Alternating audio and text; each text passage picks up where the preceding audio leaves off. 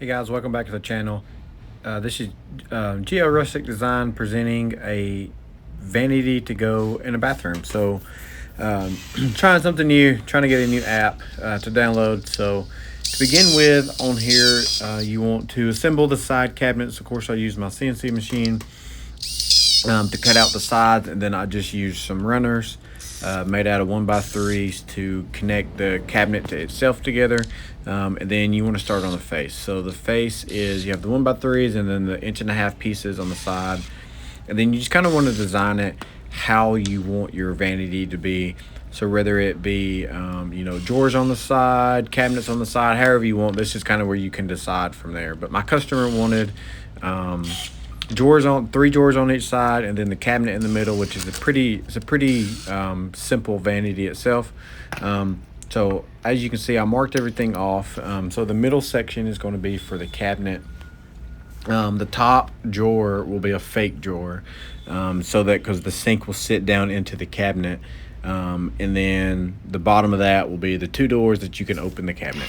While I have a chance, I just want to say, please subscribe to the channel. It really helps it out. It really helps it grow as it is. I try to do as many videos as I can, just to try to get the info out there to show you how I've done things. And also, this is a custom vanity. I think it ended up being like 56.5 inches long or 59.5 inches long, something like that. So I'll put some of the measurements down below, but you really just want to kind of measure everything out yourself, and how you want to do it. But for the most part, I use like 2 inch for the whole frame, and then when I got down to the drawers and in between the doors, I use just 1.5 inch pieces. You could do this as a frameless. You don't have to put these little 1.5 inch strips. You can kind of measure it out to where the doors fit in there without any kind of frame. But back to the video. So here, this is the drawer face. So you can see the 3 drawers there, and then the two bigger ones to the left will be for the cabinets. And then here, it's kind of how you put it on. So I used, I'd pre-drilled me some pocket hole screws into the side of the vanity that will help hold the face of it on. You can also put a little bit of glue, and then I took some 1.25 inch screws, torque head screws, and connected from the back, from inside, to help hold the whole face on.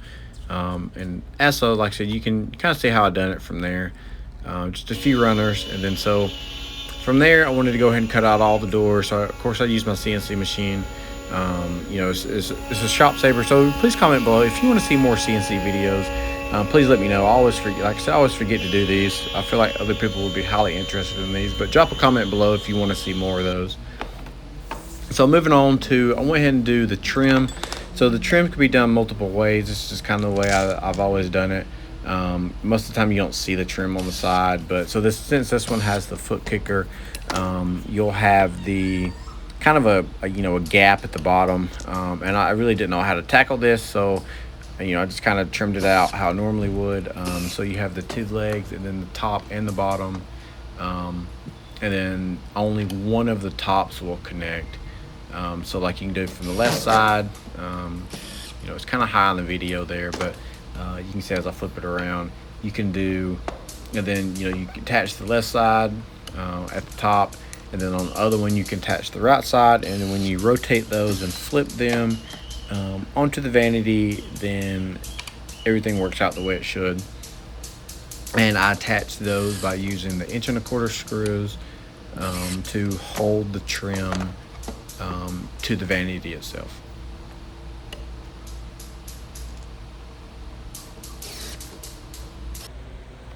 So the next step was, so all my doors are made from MDF. You can make them out of regular stuff, but it's so much easier for my machine just to cut the MDF doors, and everything comes out cleaner if I'm going to paint it in the end. So I went ahead and I drilled all the hinges I need for the doors, all the drawers that I need as well. So this is me going back to the trim, attaching the trim to the outside of the vanity to make sure that is on. And then in between steps. I don't show it because I didn't figure most people would want to see it, but I used a spray gun to spray the whole vanity. Customer brought the color that they wanted, and it's like a dark blue color. But so while I was doing all this, I had been in between spraying the vanities and spraying the doors and the whatnot. So that I'm just showing you the bottom kickboard, how I attached it, just some trim nails and some glue. And then so going back to the doors, so here I had already painted the doors, sprayed the front, and I just brushed the back. And so this is me attaching the hinges, the soft close hinges.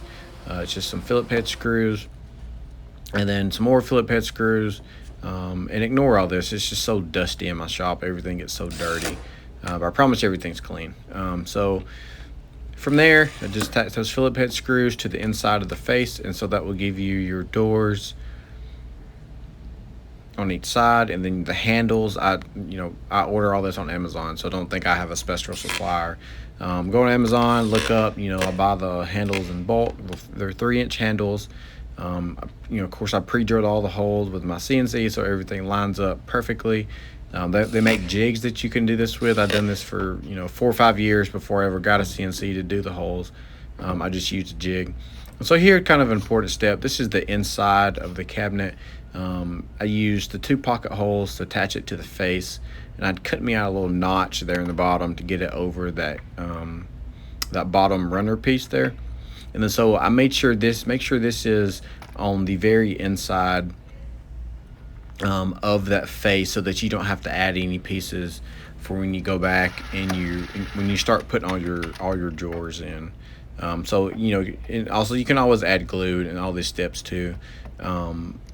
I didn't here, but so you can use that pocket head screws, attach both of those, both on each side, and then here you have the bottom piece that just slides right in there. And I just used again some torque head screws and attach that to the, you can see that bottom runner there, and then also I measured it out.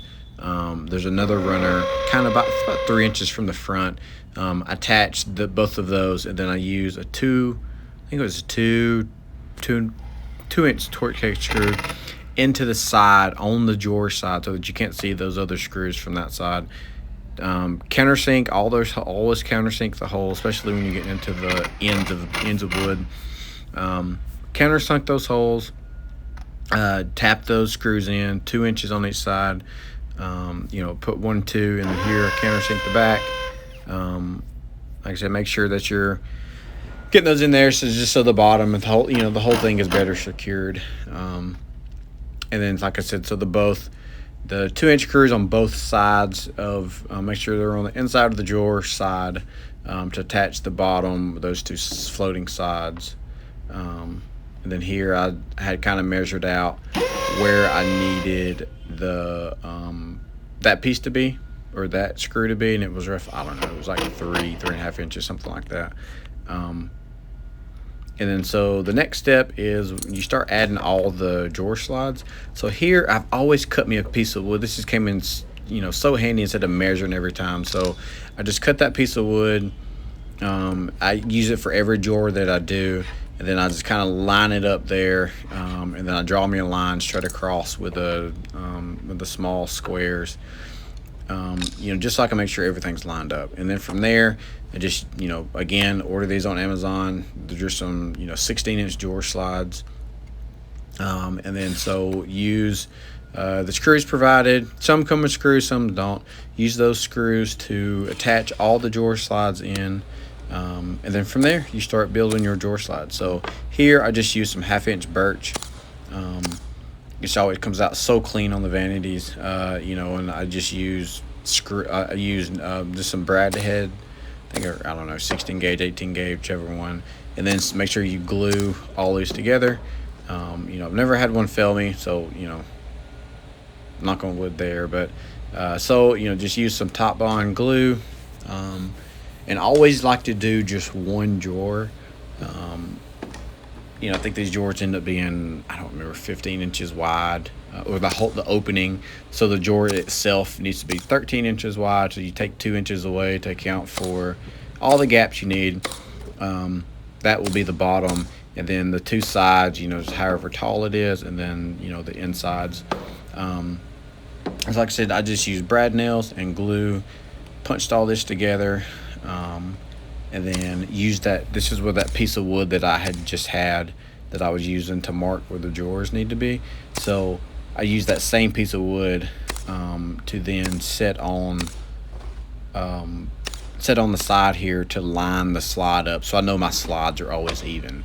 That's just a small thing I learned a few years back. You really, because I used to get real frustrated doing drawers, because if they're eighth inch off, it really messes you up. So, but here I use, as you can see above there, use the same piece of wood. Get my drawer slide on both sides, make me some marks, whatever, set it up there, and then you can push your drawer in. And then once you do your drawer, I just use some, I think they're like inch screws, again, ordered on Amazon, just to go through, just so I don't want to blow through the MDF door, or any door for that matter. I think they're inch screws. I just use 4 there. And then I kind of line all this up. Looking back at this, it'd be better to, have your scrap piece of wood, like whatever, however big you want your gap to be. Let's say you want it to be 1/2 inch gap all the way around. To take that scrap piece of wood and really help you line everything up. From the floor up, just make sure everything comes out even. But so here, like I said, I had already done all the drawers, put all the drawers in, and then you put the handles on, so you just drill a hole straight through for that. And again, everything's so dusty, but yeah. And then this is the fake drawer where the sink goes, and then I just cut some, I think it's 5-inch gap there. Cut some put pocket holes in that little scrap piece of wood, drill all those in, and then come back on the outside or the inside of the cabinet, and use those same inch screws to line all that up. Like I said, however you want it to line up, wherever you want it to line up. I try to have, all that to have like a 1/2 inch gap, to overlay. You can do these. You can have this drawer sit on the inside. You can have however you want it. It's up to you. This is how the customer wanted it. So, but here I'm taking those inch screws and putting them in the back, so that I can attach the fake drawer on the front.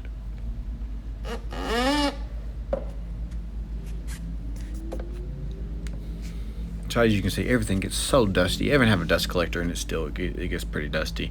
But like I said, you can line this thing up. You might have to move it a few times. I think I ended up moving this a few times, outside this video, but I think it was too far to the right. But anyways, line everything up. Use your knees, legs, whatever you got to do to get that thing in there. So yeah, once you get it lined up, then it's pretty much done. Like I said, so it's easier to, I think they end up using like some Bear Dynasty paint. Customer brought me the paint. I just used whatever paint they did. Like I said, I sprayed everything. Once I sprayed everything, since it is MDF and it is going in the bathroom, just the face